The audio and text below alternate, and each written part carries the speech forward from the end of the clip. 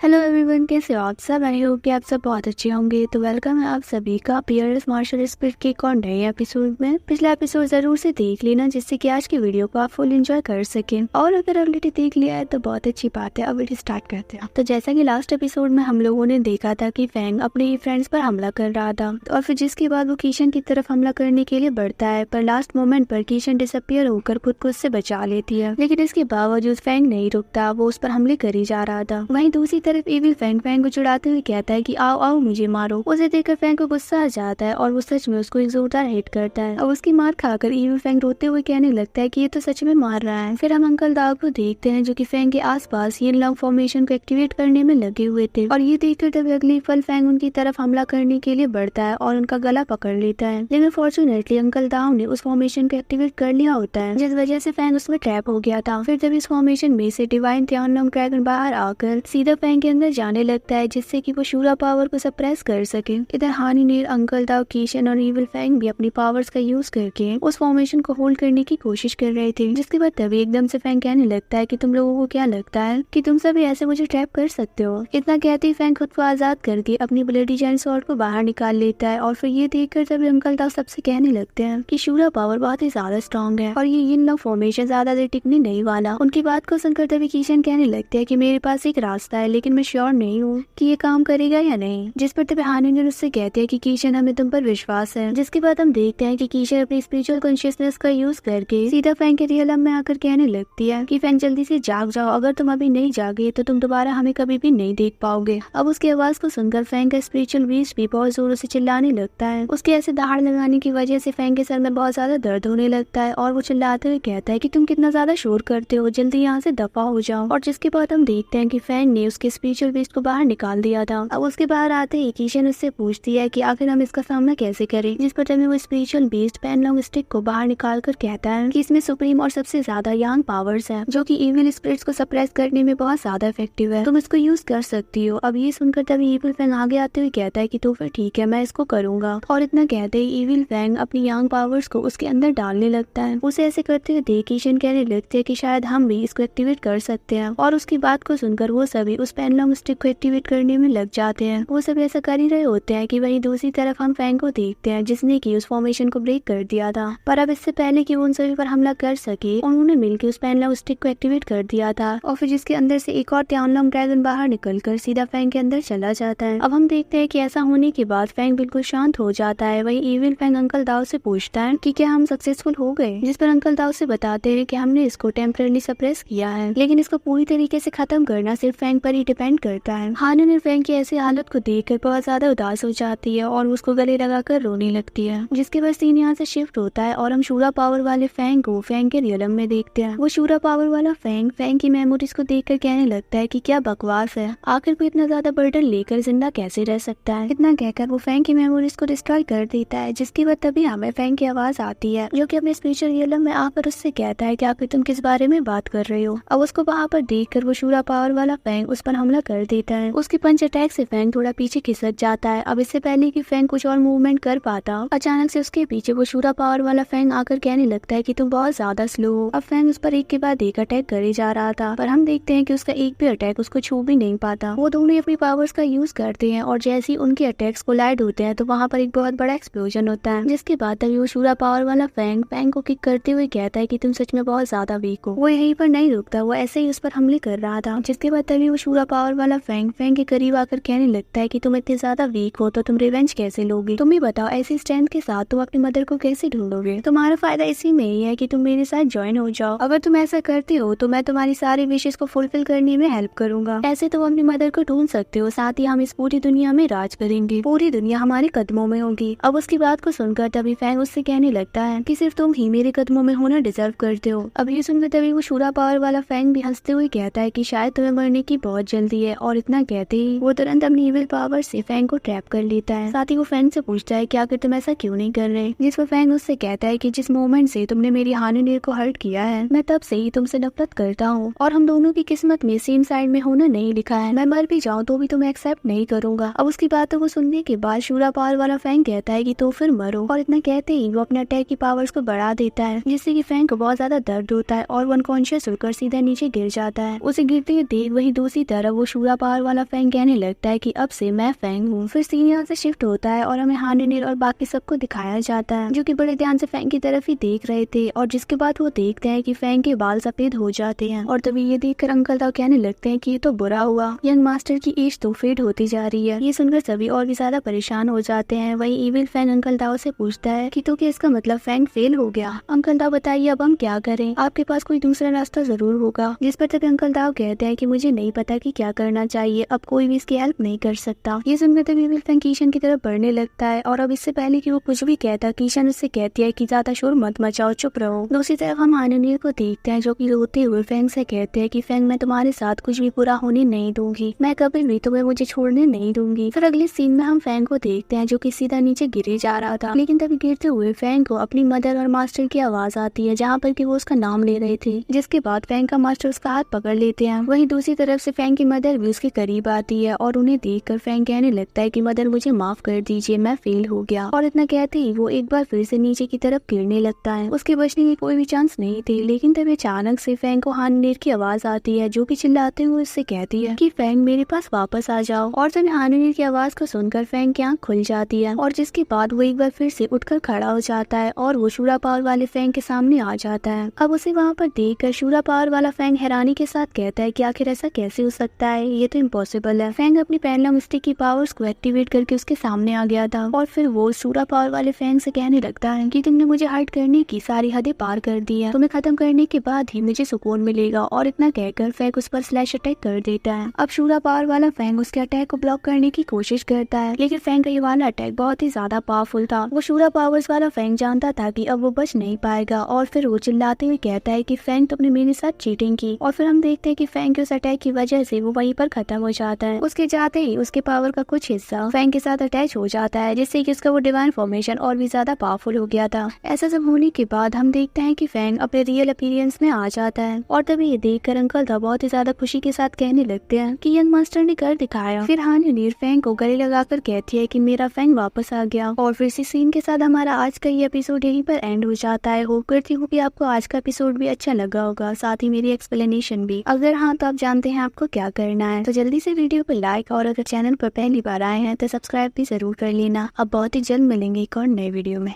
Bye bye.